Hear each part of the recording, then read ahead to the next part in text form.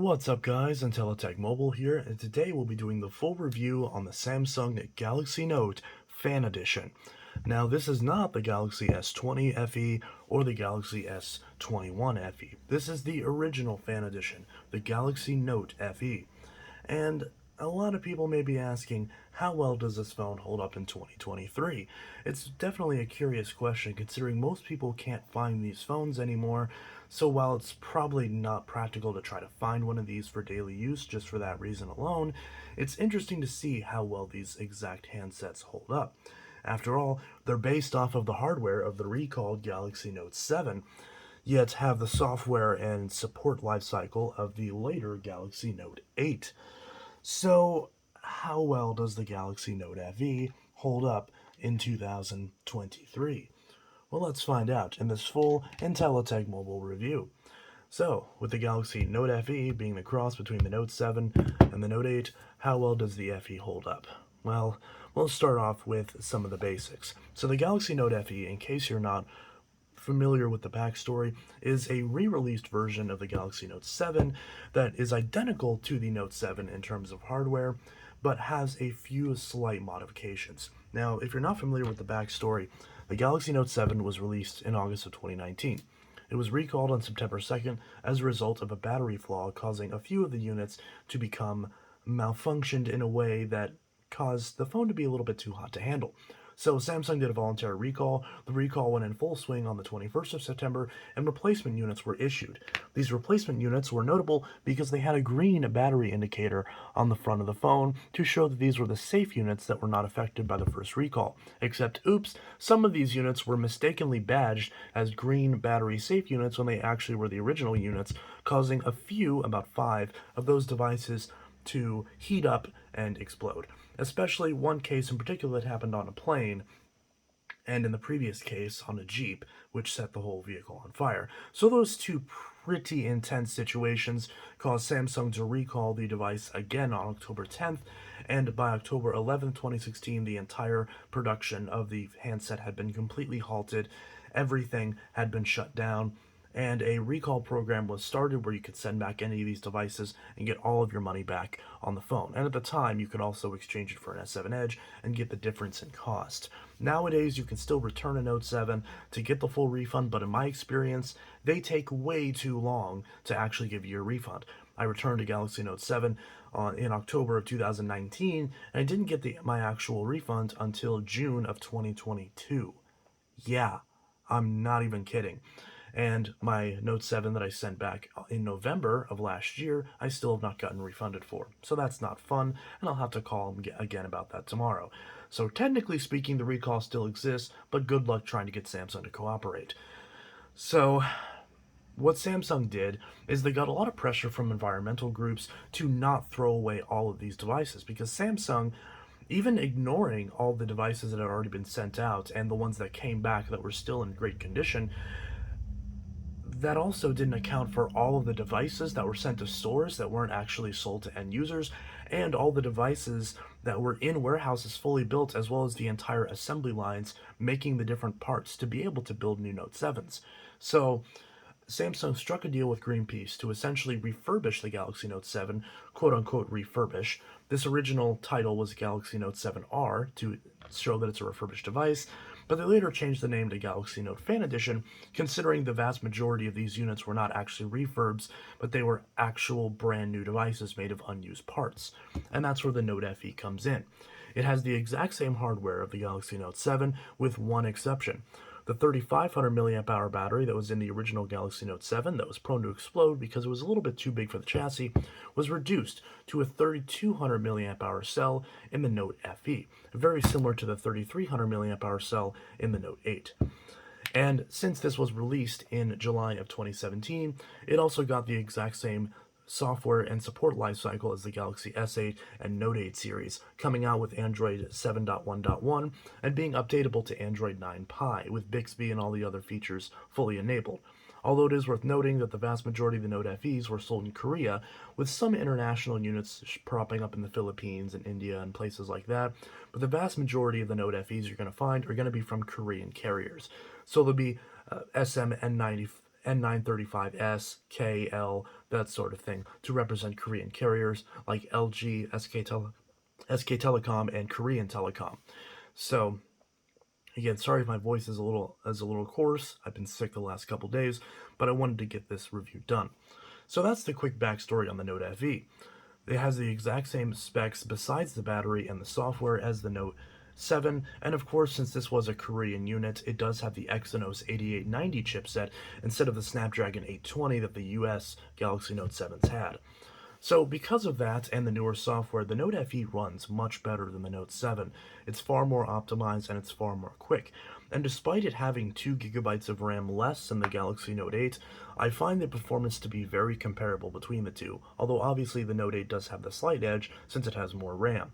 They both have the exact same amount of storage at 64 gigabytes, with a microSD card slot to expand the storage up officially up to 256 gigs, but realistically you can probably fit bigger SD cards in it as well. Adaptable storage is not officially supported, but there are workarounds to get that enabled so that way you can have more base storage on the phone. You do have USB Type-C, a headphone jack, a single bottom firing speaker, and the S Pen right here on the bottom.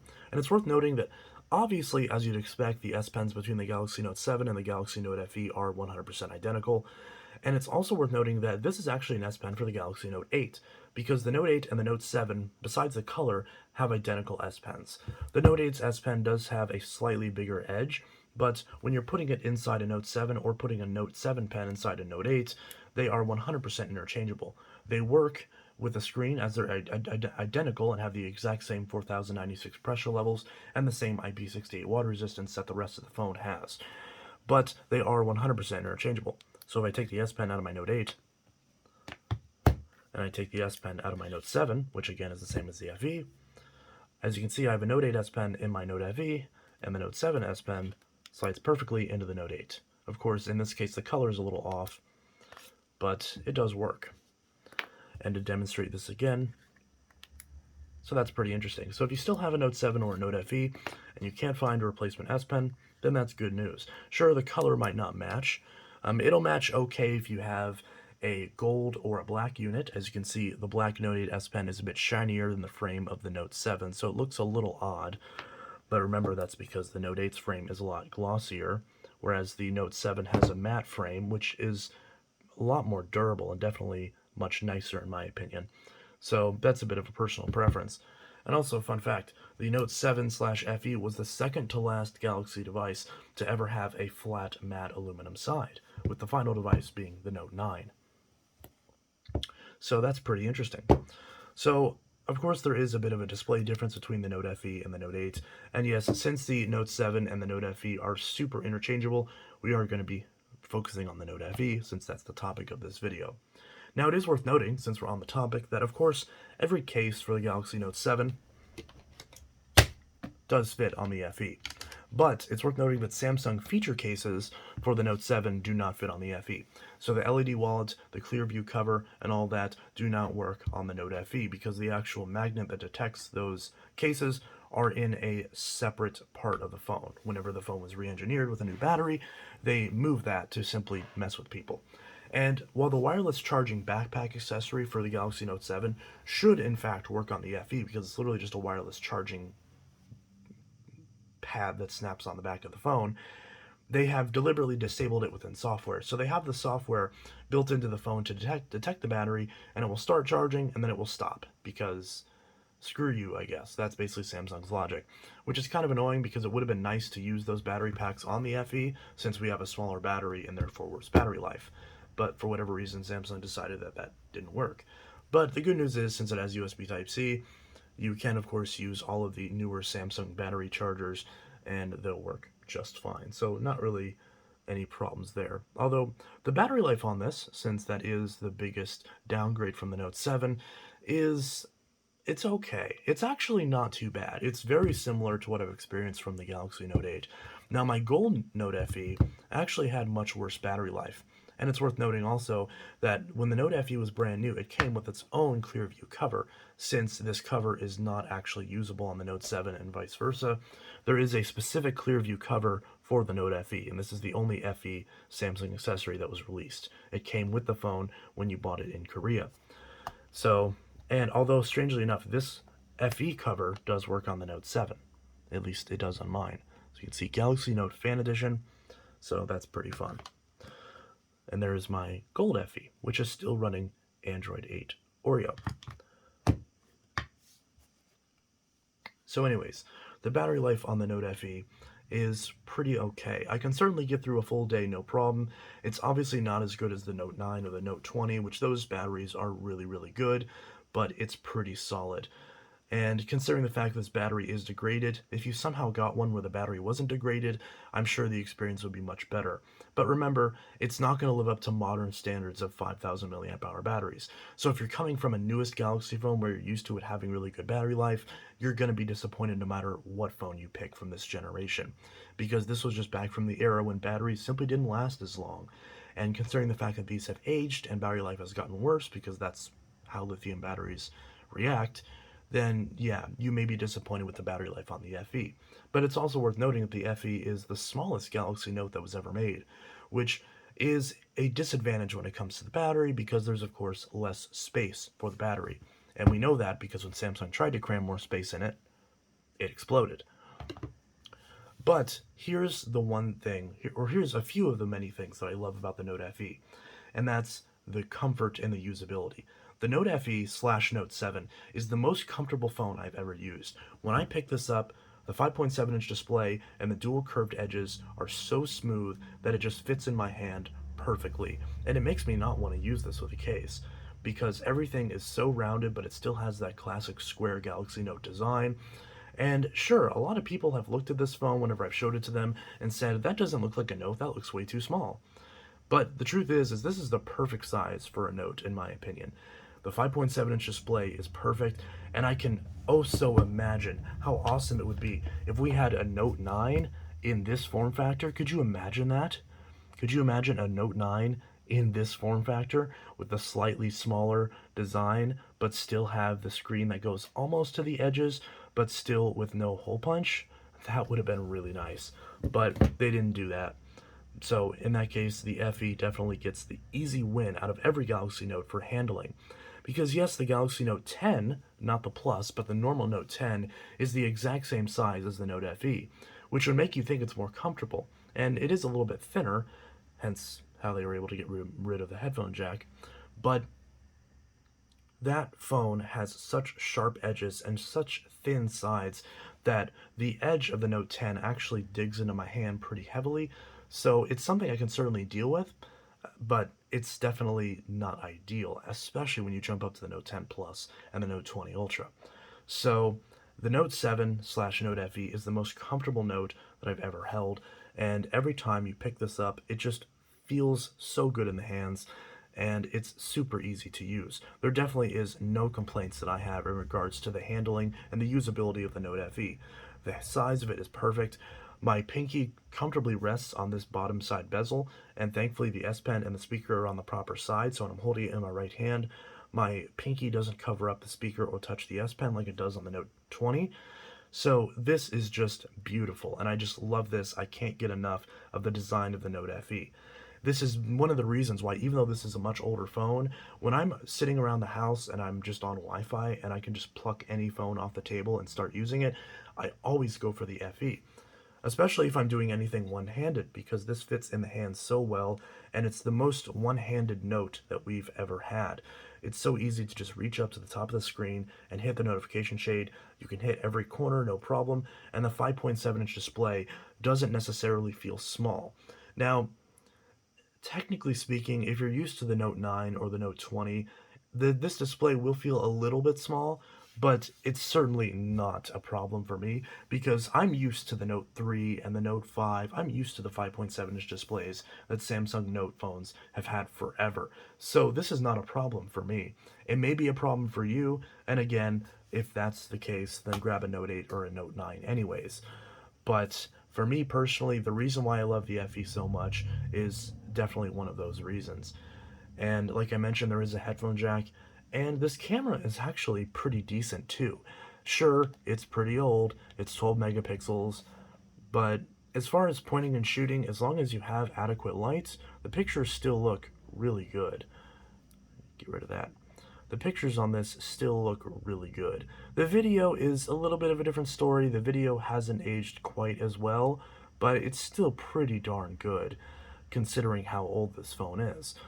Remember, this is the same camera as the Galaxy S7, and at the time, people said it was the best camera that was out, but of course, times have changed. The biggest thing that I don't like about the FE is no wide-angle lens. That definitely gets to be a little bit of a problem, but the telephoto lens, I'm not missing one bit. As you'd expect, the selfie camera is going to be a little bit much to be desired. If we flip this over, we can see the selfie camera. It looks pretty okay, honestly. It's exactly what I would want out of a selfie camera. I'm not very picky when it comes to my selfie cameras because I never hardly ever use them. I don't ever take pictures of myself. I do notice that there's a little bit of a blue tint in the corner. I'm not really sure why that is, but it could just be a weird effect of the lighting. Now, one thing that's unfortunate with the black Note 7 and Note FE is that a lot of the light will reflect off of the corners of the edges, and this is one of the reasons why the black one is my least favorite on the Note 7 and Note FE. The colored versions of this phone do not have that problem, but on the black version, a lot of people have reported what they believe is light bleed, although AMOLED displays don't bleed light like an LCD does. But people say what they interpret as light bleed when that's just light reflecting off of the edge of the screen. So that's definitely something that could bother someone and be distracting, and it's one of the reasons why a lot of people started not liking these curved screen phones. But it never bothered me because, again, the color that I always went with was the blue coral, because this is objectively the best color of the Note 7 and of any phone that's ever came out, and the blue coral color does not have that issue with the light reflecting off the sides, at least not in any way that I've noticed. And I've used this Note 7 and Note FEs a lot over the years because I still use this Note 7 all the time when I'm throughout the house, of course, but now that I have the FE, I've been using it instead since, you know. So that's pretty much that. So that is one area with the display, but one area that's really good about this display is everything else. It's Quad HD, which, considering how many newer notes don't have Quad HD, is definitely really good. There's no high refresh rate display, but to be honest, I never cared about high refresh rate displays, but you may. And if you do, then your only option is the Note 20 Ultra or one of the new S22 or 23 Ultras if you want the S Pen. So obviously that's kind of goes without saying. But what this display does excel at is it's the perfect size. There's plenty of bezels to be able to hold it when you're watching content. It's perfectly 16 by 9, so you don't have to stretch out the display and distort it in order to view everything. It's nearly perfect. In fact, I would call this the perfect display were it not for the fact that this exact one has burn-in. My gold one that doesn't have burn-in, or any of my Note 7s that don't have burn-in, are still beautiful. This goes up to 1,000 nits and it goes down to 1 nit. This was really whenever they got the displays right, because the Note 7 was whenever we got the displays perfect. And then beyond that point, everything else was just kind of an unnecessity. This is when the fundamentals of the display got perfect. If you don't care about high refresh rates and you just want it to be bright enough, dim enough, and pretty enough, then this is still fantastic. This is another reason why the Note 7 is one of my favorite phones, because again, the display is just right. And it also has HDR, so if you're watching HDR content, the Note FE still supports it, as that feature was introduced on the Note 7. So if you want an HDR Samsung phone with a 16 by 9 dual curve display, you don't have too many other options than this. And the S Pen, like I mentioned, has the 4096 pressure levels. This is when the S Pen got perfect on the Note, because this is when it truly felt like it was a very smooth experience and very refined. Now, yes, again, the high refresh rate displays do add to this, but especially now that the Note FE doesn't have a lot of the lag and stuttering issues that the Note 7 has, this S Pen experience is perfect. And all of the S Pen features that were on the Note 8, like live message and the ability to save many pages of off-screen notes, are here on the FE.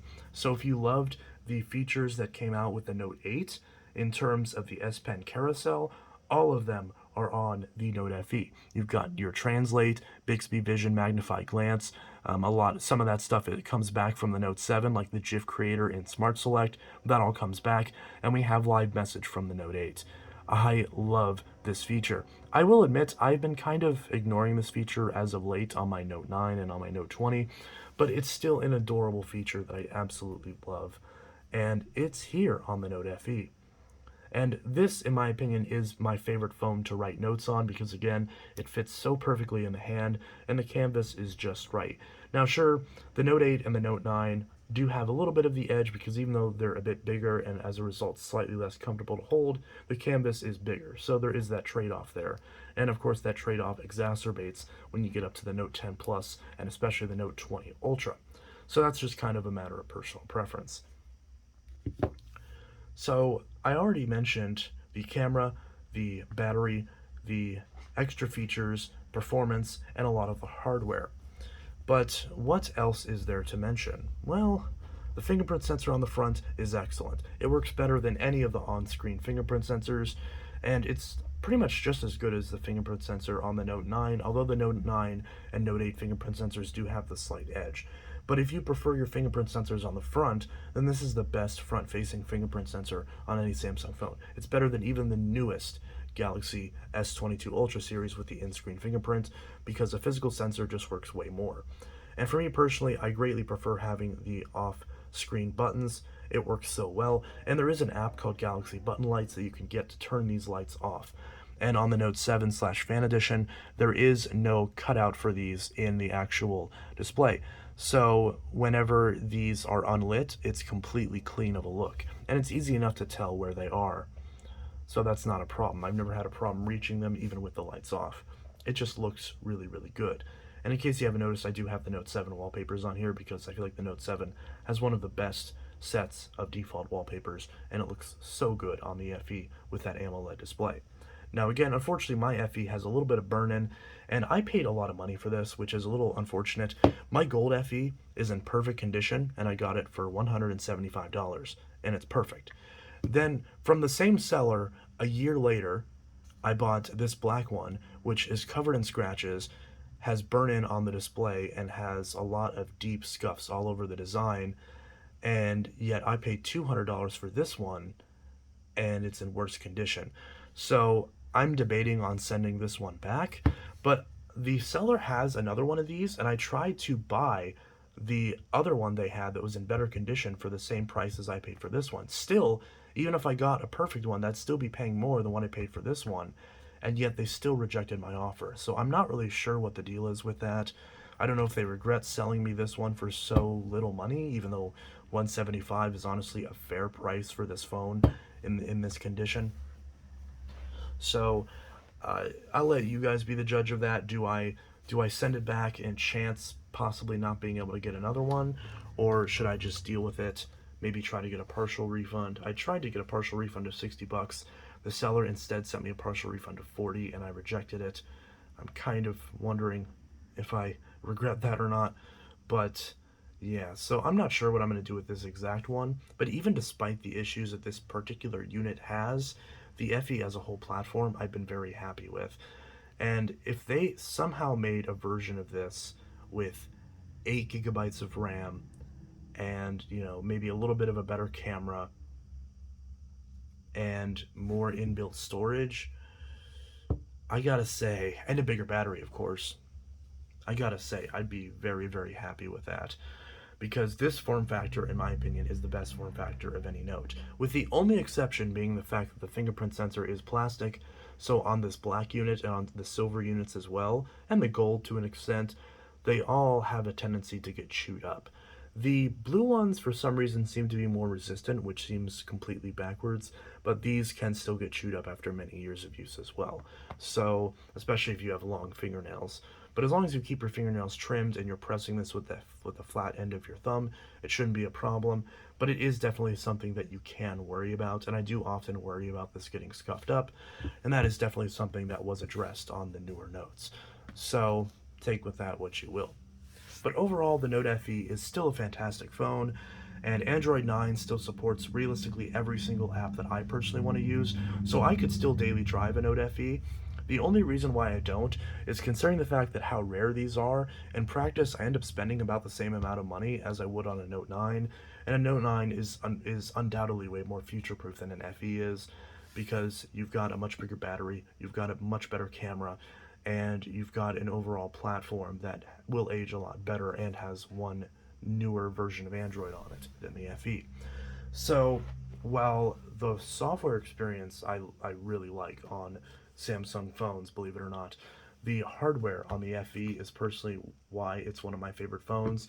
And if I had to pick between these two, which one's my favorite Note, that's a tough sell. But realistically, I don't recommend the FE, not for any of the reasons I just mentioned, but because of the fact that you cannot find these anymore, and a Note 9 is certainly going to be a better choice and make you way more future proof. And even if you find one of these for a decent price, realistically you get a Note 8 for the exact same price, if not cheaper. You can find Note 8s for $100. And no phone beats the Note 8 for $100. Really, this is an amazing phone for $100. And the Note 9 for about $175 is still a great phone. So, and while that is worth noting, that's $175 for a mint condition Note 9 and $100 for a C stock Note 8. Because to me, if you're going to spend $150 on a Note 8, you might as well spend the extra $30 and get a Note 9. But I'll mention that more when I do the full Note 8 review. So anyways, this was Intellitech Mobile with my very long-winded, in-depth review of the Samsung Galaxy Note Fan Edition in 2023. Let me know if you want to see me review the Galaxy S20 Fan Edition, and if I get enough feedback to review that one, then I likely will, and also do a comparison between that and the FE to see which is the true Fan Edition. Spoiler alert, it's probably this one. Anyways, this is Intellitech Mobile signing out. I hope you enjoyed this video. Review on my Galaxy Note 20 that I'm filming this with will come soon. And soon I will be unboxing a new phone from Walmart to test and see how well Walmart's refurbishment program is when it comes to their secondhand older phones. So subscribe to Intellitech Mobile if you want to see that video when it drops. The package is scheduled to arrive tomorrow, so that will very likely be the next video that I do after I upload this one. So, that Walmart phone will be coming, and we'll see if I truly got a good deal or if I got ripped off. So, if you want to see that, subscribe to Intellitech Mobile, and otherwise, subscribe to Intellitech Mobile anyways. If you love this video, if you hated it, be sure to hit the corresponding buttons for those responses, and be sure to leave a comment below. Let me know what your experience is with the Galaxy Note FE, if there is any. What phone do you have right now, and what phone do you want to see me review next? Anyways, this is Intellitech Mobile signing out. Leave your thoughts, questions, and comments in the comments below, and I'll see you guys in the very next video. I hope you all have a good one. Peace.